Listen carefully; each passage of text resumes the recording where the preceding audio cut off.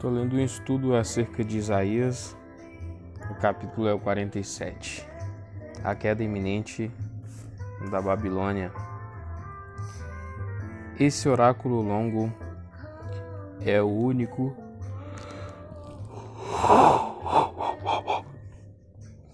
exemplo da denúncia de uma nação estrangeira nos capítulos 40 a 55. É a continuação lógica das promessas aos exilados acerca do surgimento de Ciro. O seu surgimento inevitavelmente significava a queda da Babilônia. Assim, o oráculo é por implicação uma mensagem de esperança aos judeus. É um poema bem elaborado, empregando imagens e ironia de forma muito eficaz. O sarcasmo com o versículo 12 contém uma comparação com a zombaria de Elias em 1 Reis 18, 27. Observe como a Babilônia é retratada como uma rainha agora destronada e reduzida à posição de uma escrava. O destino de Jerusalém seria exatamente o oposto. O texto censura a crueldade da Babilônia, sua arrogância e sua devoção à astrologia e às práticas da magia. O profeta também é cuidadoso em explicar a motivação do controle que Deus tem sobre a história. O cativeiro babilônico havia sido ordenado como castigo sobre Judá, e nesse sentido, a Babilônia não era nada mais do que o seu agente. Mas o tratamento impiedoso dispensado aos exilados, por sua vez, exigia a retribuição divina. O capítulo termina com uma nota acerca da inutilidade da adoração babilônica. Não há ninguém que possa salvá-la. Versículo 15. A Babilônia tem de ouvir.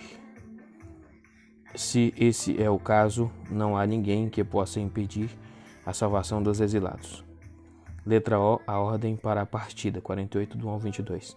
O capítulo final dessa parte do livro é enigmático, visto que combina os temas de esperança e promessa que são característicos dos capítulos 40 a 48, com palavras de condenação e repreensão que alguns comentaristas consideram deslocadas e as atribuem a um editor posterior. Também não está claro se temos aqui um oráculo único em forma de poema ou uma coleção de diversos oráculos breves. Em terceiro lugar, há algumas incertezas textuais. Aparentemente, o melhor a fazer é considerar o capítulo um poema único e explicar o elemento desproporcionalmente grande de crítica e censura em termos do público-alvo.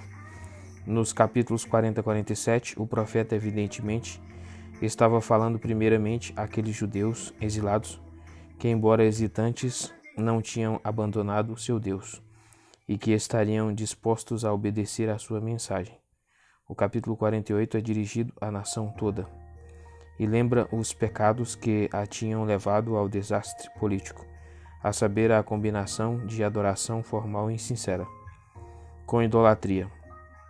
Profecias anteriores e a antiga hostilidade de Israel aos profetas também são lembradas. As coisas poderiam ter sido bem diferentes. A nação foi castigada, mas ainda é obstinada e traiçoeira. Não obstante, para alcançar os seus próprios objetivos, Deus se propõe a agir para a salvação deles. E Ele agora lhes dá as notícias surpreendentes da queda da Babilônia e das vitórias de Ciro. Deus é o que fala na maior parte do capítulo, mas de repente o profeta insere uma frase no final do versículo 16, provavelmente para mostrar o cumprimento do plano de Deus, a fim de advertir o seu povo da queda iminente da Babilônia. A queda da Babilônia vai proporcionar aos exilados um segundo êxodo. Esse chamado para deixar a Babilônia é o clímax dos capítulos 40 a 48. Os que obedecerem não terão nada a temer ao se juntarem à difícil jornada para casa. Mas os que forem tão ímpios a ponto de rejeitar as instruções de deixar a Babilônia estarão perdendo o direito à prosperidade que poderiam ter. A palavra hebraica shalom, paz, na NVI, seria mais bem traduzida por prosperidade nos versículos 18 e 22. 2. O retorno a Jerusalém, 49:1 a 55:13. Os capítulos 49 a 55 são dirigidos ao mesmo grupo de pessoas que os capítulos 40 a 48. Os exilados judeus na Babilônia. Há agora uma mudança de ênfase e não de mensagem propriamente dita. A atenção dos exilados é desviada da sua situação infeliz na Babilônia e dirigida para a terra natal, e em particular para a cidade-mãe, como era fato inegável. Jerusalém estava em ruínas durante o período do exílio, mas o profeta está confiante ao olhar para o futuro e ver a sua restauração e suas glórias futuras. Essa mensagem era de validade permanente, pondo a esperança e estabelecendo a expectativa confiante diante do povo de Deus em tempos em que sua visão tendia a se limitar. Esses capítulos também contêm 3 passagens que descrevem o servo do Senhor. Aqui o tema é a futura liderança do povo de Deus. O servo de Deus, o escopo do seu ministério. O futuro bem-estar de um Israel reunido e restaurado está bem presente na mente do profeta, mas o versículo 1 e 6 deixam claro que a bênção do mundo não é menos importante para ele. Esses temas gêmeos constituem a sua mensagem, mas o veículo da mensagem é a fala dada por um servo de Deus anônimo. Esse segundo cântico do servo, a introdução é colocado nos lábios do servo, apresentado ao leitor em 42, do 1 ao 4. Vê comentário lá. Mais uma vez, se pode ver que ele é tanto um profeta, especialmente Jeremias 1:5 e 20, do 7 ao 11, com uma língua poderosa, versículo 2, quanto um líder político, 5:6, de dimensões régias. Os profetas antes do exílio haviam sido persistentemente ignorados e às vezes abusados por Israel e Judá. Aqui temos um vislumbre de um líder profeta vindouro no presente ainda escondido deles. Versículo 2, que com a ajuda de Deus vai perseverar até que não somente Israel, mas o mundo todo seja abençoado com salvação. A visão evidentemente aponta para além do retorno do exílio. Versículo 5, é de novo a visão de um segundo Moisés e mais uma vez, em retrospectiva, podemos ver que a profecia nunca se cumpriu antes da vinda de Cristo. O versículo 3 chama esse servo vindouro de o Israel que vai dar glória a Deus, em marcante contraste com o Israel histórico. A segunda metade do versículo 5 é parentética e às vezes considerada fora de lugar. Confira Neb, ela mostra que a força gasta pelo servo agora foi renovada. Letra B, o retorno alegre, 49, do 7 ao 13. A expressão "assim diz o Senhor" deixa claro que o versículo 7 começa um oráculo novo e distinto. Ele é dirigido não ao servo do Senhor, dos versículos 1 a 7, mas a Israel, ao servo de governantes estrangeiros. Mesmo assim, segue de forma apropriada os versículos 1 a 6. O primeiro estágio na bênção do mundo é a glorificação de Israel, versículo 7. E isso não pode acontecer antes de todos os exilados retornarem da Babilônia e de todos os outros cantos do globo. Versículo 12. Assuã provavelmente era o ponto mais meridional alcançado pelos judeus. Acima de tudo, no entanto, a palavra é dirigida aos exilados da Babilônia. Eles precisam se preparar e obedecer a ordem: saiam da Babilônia e iniciar a difícil jornada para casa, tranquilos e confiantes na ajuda de Deus para o caminho. Como em tantas outras vezes, o profeta irrompe em um hino de louvor diante dessa perspectiva. O versículo 8 originariamente falava do dia da salvação do poder da Babilônia, mas continha a semente de uma promessa maior. 2 Coríntios 6:2. A última parte do versículo retoma a linguagem de 42:6 e a reaplica a Israel, considerado a personificação da aliança para o povo de todo o mundo. Letra C, a restauração de Sião, 49, do 14 ao 23. A atenção agora é desviada dos exilados da Babilônia para o destino da cidade-mãe em Judá, Sião. Versículo 14. Jerusalém estava em ruínas, quase abandonada, desde 587 a.C. E os cidadãos que vinham adorar a Deus nas ruínas do templo devem ter dado expressão a sentimento como Lamentações 1:1 e 5:20. O presente oráculo responde a esses lamentos de desespero com uma mensagem de esperança miraculosa. As imagens vívidas retratando Sião como uma mulher enlutada e estéril, versículo 21, a ponto de se tornar noiva, versículo 18, e ganhar uma grande família, destaca o contraste entre o presente e o futuro. Primeiro, as tropas estrangeiras vão partir e a cidade será reconstruída. Depois, a sua população vai se multiplicar de forma prodigiosa e, finalmente, essa população será aumentada pelos exilados que serão trazidos de volta por governantes estrangeiros humilhados.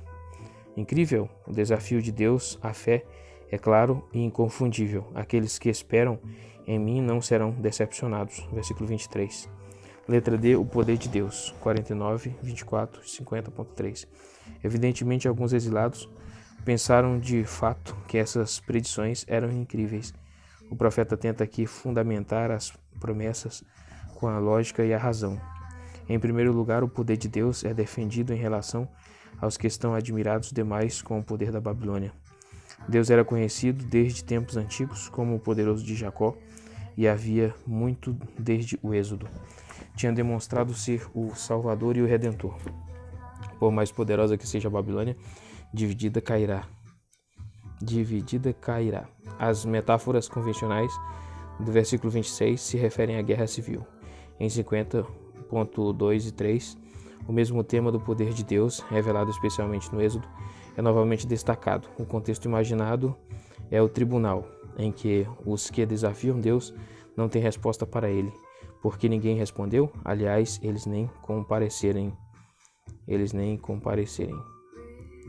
50.1. Temos aqui uma resposta à convicção de que Deus deve ter finalmente abandonado o seu povo no exílio e o rejeitado para sempre. Para responder a esta convicção, duas metáforas frequentes do Antigo Testamento são usadas de forma muito hábil. Em primeiro lugar, se Deus havia sido o marido de Israel, uma vez que Israel é considerado a mãe dos exilados, então não poderia ter se divorciado de Israel sem a devida documentação, Deuteronômio 24, do 1 a 4. Então o matrimônio ainda é válido. Em segundo lugar, Deus tinha tantas vezes entregue o seu povo nas mãos de seus opressores, Juízes 6:1. Mas alguma vez alguém fizer algum pagamento, então Deus tem o direito de reaver a sua prosperidade, na sua propriedade. Se mesmo assim os exilados estavam inclinados a culpar Deus por seus problemas, que lembrassem que o divórcio e a venda temporários tinham sido decorrentes inteiramente dos pecados passados de Israel. Letra E, o servo de Deus, a sua perseverança, 50 do 4 ao 11. Nos versículos 4 a 9, nos é apresentado o retrato de um profeta perseguido e levado a julgamento. O uso da primeira pessoa levou alguns comentaristas a interpretar o poema literalmente, que o autor, o segundo Isaías, nessa perspectiva, foi tratado dessa maneira pelas autoridades babilônicas. É verdade que o poema contém comparações com os lamentos de outro profeta, Jeremias, especialmente Jeremias 11:18 e 20 do 7 ao 12, mas parece melhor seguirmos a maioria dos exegetas e entender a passagem como uma continuação de 49 do 1 ao 6, ou em outras palavras, como o terceiro cântico do servo, introdução do qual 52:13 e 53:12 é por sua vez a continuação. Quem fala, então, é o anônimo servo do Senhor, retratado no papel de um profeta. Nesse poema do servo não há menção de características régias. Ele é um mediador da palavra de Deus, que é humilhado pelos homens, mas destemido. O ponto de contraste extraordinário com outros profetas, especialmente Jeremias, é sua disposição voluntária para o sofrimento e a vergonha. Um tema ampliado no capítulo 53. A sua confiança na sua vindicação final é inabalável, versículo 9. Assim será o verdadeiro profeta, em contraste com os muitos falsos profetas que Israel havia conhecido. No futuro, a nação vai ser orientada a esperar e cuidar deste servo do Senhor. O versículo 11 é dirigido como uma advertência dura aos desobedientes. mas o significado das metáforas já não é claro para nós. Talvez se tivesse em mente aqui algum ritual pagão. De qualquer forma, o contraste está suficientemente claro. Os obedientes vão conhecer a luz da provisão de Deus, mas os rebeldes vão ter de suportar a luz. Palavra diferente de hebraico, no versículo 11, traduzida com mais exatidão por chama do fogo de tormento. Letra F, promessas reconfortantes, 51, 1 e 52, 2. O apelo de 50.10 é reforçado com um poema triplo, possivelmente 3 poemas distintos com um tema semelhante. Cada seção prefaciada com um chamado aos exilados para que ouçam. Prestem atenção, versículo 1, versículo 4 e versículo 7 e 8. O versículo 9 são uma resposta clamando a Deus para que haja, e os versículos 12 a 16 são uma promessa divina de ajuda e livramento. Uma palavra-chave nos versículos de 1 a 8 é o hebraico Sedek, que NVI traduz por retidão. Nos versículos 5 a 8, o sentido melhor talvez seja libertação. Assim também a NTLH Vitória, no versículo 8. Os versículos 1 seguintes, são um encorajamento para que se tenha fé no futuro feliz que é prometido no versículo 3. Abraão é a rocha da qual eles foram cortados. E ele, o pai da fé, até mesmo antes do nascimento de Isaac, teve a coragem e a visão de acreditar que a sua semente teria dimensões nacionais. Os versículos 4 seguintes destacam como será rápido o cumprimento das promessas de livramento feitas por Deus. A semelhança com o 42, do 1 ao 4, é extraordinária e lembra aos exilados que o propósito de Deus em salvá-los é abençoar o mundo. O versículo 6 afirma que os céus e a terra são menos estáveis que as promessas de Deus. Os versículos 7 a 8 prosseguem em encorajar os exilados a confiar nessas promessas, pondo de lado qualquer temor de homens que, de qualquer forma, são mais transitórios do que o universo material. O apelo dos exilados a Deus para que haja pode ter sido extraído pelo profeta da adoração deles. A linguagem altamente poética lembra a linguagem dos mitos antigos acerca da criação do mundo, como os cananeus a imaginavam, mitos em que a deidade derrotou o monstro dos mares. Hebraico Raab, que simbolizava as primeiras águas caóticas, e depois criou um mundo ordenado sobre a terra seca que então emergiu. Mas no uso israelita, Raab às vezes era um termo pejorativo para designar o Egito, e é o que possivelmente é sugerido aqui. O Êxodo está mais uma vez na mente do profeta. O versículo 11 é retomado de 35:10 e introduz as palavras de consolo e promessa que seguem. Os versículos 12 e 16 retomam alguns temas anteriores desse capítulo. A transitoriedade do homem e o poder de Deus são mais uma vez contrastados. As promessas práticas do versículo 14 são apoiadas pelas palavras do versículo 16, que destacam o cuidado e a proteção de Deus e os privilégios não interrompidos do seu povo. O apelo dos exilados a Deus por ajuda é respondido com um apelo duplo para que eles hajam. O nome Jerusalém é usado tanto para os exilados quanto para a cidade futura.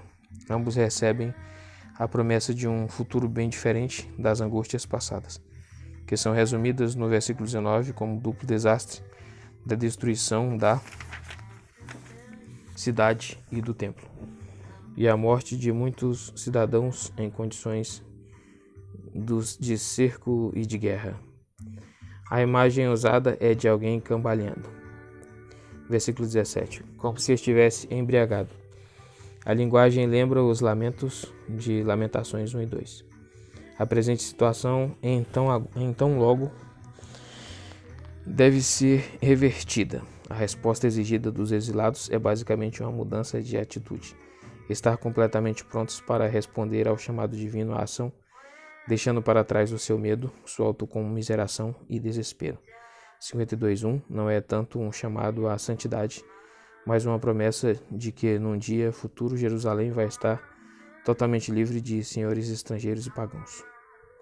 Letra G, a chegada dos exilados a Jerusalém, 52 do 3 ao 12. O clímax desse texto é a afirmação: o Senhor resgatou Jerusalém. Versículo 9. Tanto a cidade quanto os filhos da cidade, há muito perdidos para o exílio, estão para ser restaurados. O chamado para louvar antes do evento é totalmente apropriado. Nesse contexto alegre, o profeta lança o seu último olhar para a Babilônia, que ele nem ousa chamar pelo nome. Está implícito no aqui do versículo 5 e no daqui do versículo 11. A meditação em prosa dos versículos 3 e 6 reflete sobre a história passada e ressalta que nenhum opressor de Israel, passado ou presente, teve algum direito sobre o povo de Deus. Esse é o sentido da expressão repetida por nada. Assim como o Egito e a Síria foram forçados a cessar a sua opressão, agora o povo de Deus pode olhar adiante para o imediato livramento das mãos da Babilônia. Eles devem fazer preparativos imediatos para a partida. A mensagem está embutida num oráculo vívido, que descreve a alegria de Jerusalém restaurada em forma de saudação proferida pelas sentinelas aos mensageiros enviados à cidade. O retorno dos exilados é retratado como uma procissão solene e sagrada. É como se o próprio Deus retornasse com eles.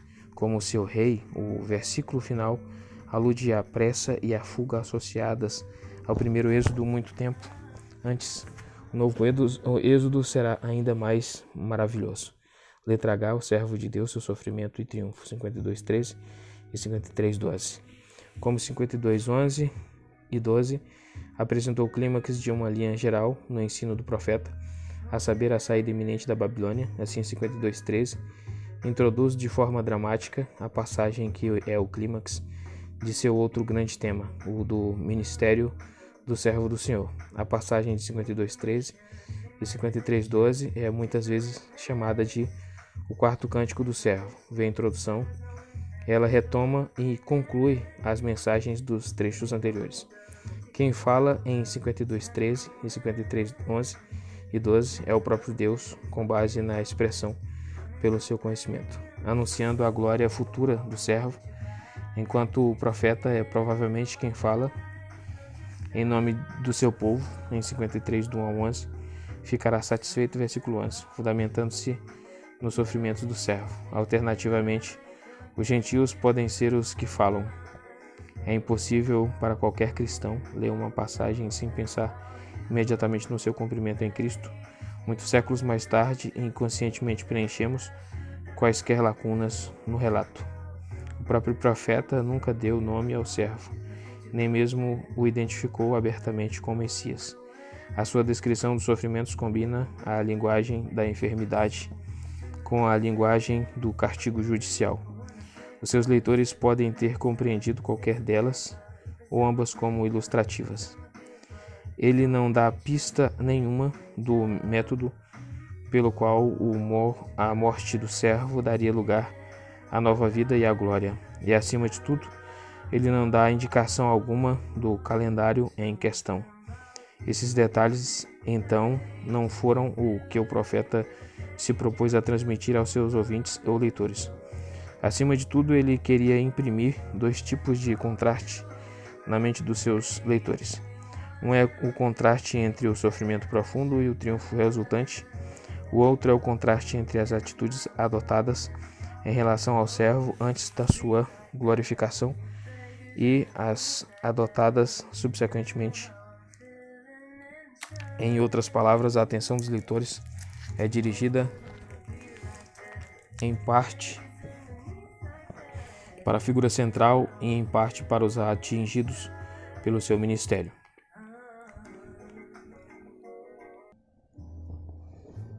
« 52:11 O servo que nos foi apresentado de forma semelhante em 42:1 eis, e que desde então falou de suas experiências, agora recebe a promessa da mais alta majestade final. À medida que os seus sofrimentos dão lugar à glória, os reis de muitas nações que antes ficaram pasmados diante dos seus sofrimentos se mostram confusos na sua exaltação. Observações 1. Agirá com sabedoria. O verbo hebraico pode significar também vai prosperar, nota de rodapé da NVI. E aqui o sentido de sucesso é claramente predominante. O parênteses no versículo 14 parece incompleto no hebraico. Uma solução possível e adotada com frequência é transferir a afirmação para depois de 53.2. Neb 3 aspergir, versículo 15, é o sentido usual do verbo hebraico. É verdade, mas ficar atônito pode ser usado e cabe melhor no contexto. Ficarão admirados, NTLH. 53.1. Esses versículos refletem sobre a humilhação do servo retratada em termos de enfermidade. A reação natural a esses sofrimentos é desviar o olhar e afastar-se de quem sofre. Mais do que isso, era comum no mundo do antigo Israel rejeitar e desprezar pessoas em sofrimento profundo, pois este era visto como um sinal certo de desagrado de Deus, como testifica o livro de Jó. Mas uma explanação muito diferente é apropriada para a humilhação do servo, tão diferente que os espectadores estão incrédulos diante da notícia. Eles são forçados a rever a sua forma de pensar, não somente em virtude do que ouvem, mas em virtude do braço do Senhor. A revelação do poder de Deus ao transformar a desonra do servo em glória e poder. 53, do 4 ao 9. Agora é apresentada a explanação. Os sofrimentos do servo não eram resultado de pecados graves próprios como todos poderiam ter pensado, mas inteiramente, indubitavelmente em favor dos outros, por causa do meu povo. Versículo 8. O profeta reconhece. Eles tinham pecado. Ele não, versículo 9, os pecados deles trouxeram profunda aflição sobre ele. Porém eles, os culpados, não colheram retribuição, mas bênção. O retrato de enfermidade muda no versículo 7. O servo é retratado agora como um homem sendo julgado pela sua vida, inocente, mas mesmo assim condenado e executado. Essa mudança tem a intenção não tanto de predizer a natureza exata dos sofrimentos de Cristo, mas de destacar o caráter do servo. Ele, na verdade, não é como um homem doente, designado e paciente, sofrendo estoicamente, mas alguém que propositadamente escolhe não se defender de falsas acusações, da condenação e da execução. Somente ao aceitar pacientemente o sofrimento, ele poderia levar bênçãos a outros. Observações 1. O versículo 8 é notoriamente problemático, tanto em relação ao texto como em relação ao significado. A formulação da Neb, sem proteção, sem justiça, tem boa fundamentação. 2. E com os ricos em sua morte. Versículo 9. Aqui também há dificuldades. E o significado poderia ser: e o seu túmulo com os malfeitores. Um paralelo exato com a primeira linha. 53.10. As atitudes inconstantes dos seres humanos são agora contrastadas com a atitude. Os atos e o propósito invariáveis de Deus. Foi da vontade do Senhor que o servo sofresse como uma oferta pela culpa. Foi igualmente a sua vontade que o servo prosseguisse até o triunfo como rei conquistador. Assim, além do túmulo, ele prolongará os seus dias de acordo com os propósitos de Deus e verá a sua prole. Mais uma imagem humana. O destaque está em menos no triunfo do servo, por mais importante que isso seja, do que na bênção que também vai levar a outros. Haverá intercessão pelos transgressores, o pecado de muitos será carregado, muitos serão justificados. Observação: os versículos 10 e 11 são também muito difíceis de serem compreendidos completamente em virtude de incertezas no texto e na linguagem. A formulação da Neb deveria ser estudada cuidadosamente. É melhor que a da NVI em alguns aspectos, mas não totalmente satisfatória. ela usa evidência textual dos manuscritos do Mar Morto. Qual era a relevância de toda essa passagem para os exilados?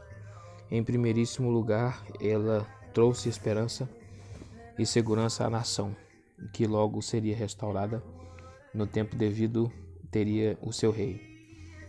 Ele seria suficientemente poderoso para silenciar as nações e mesmo assim suficientemente justo para satisfazer as rígidas exigências de Deus. Jeremias 23:5. Acima de tudo, ele levaria cura e justiça à nação que tinha tão evidentemente necessitado disso nos séculos passados. Em segundo lugar, a passagem o chamou para o caminho da responsabilidade como expressa o comentário do Novo Testamento desse texto.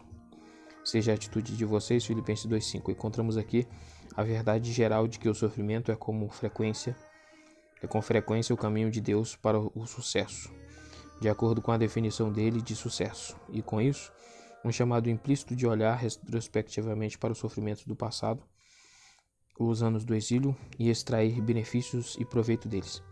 Há também um chamado implícito para se buscar, aqui e agora, a justiça da provisão de Deus. Finalmente, não devemos omitir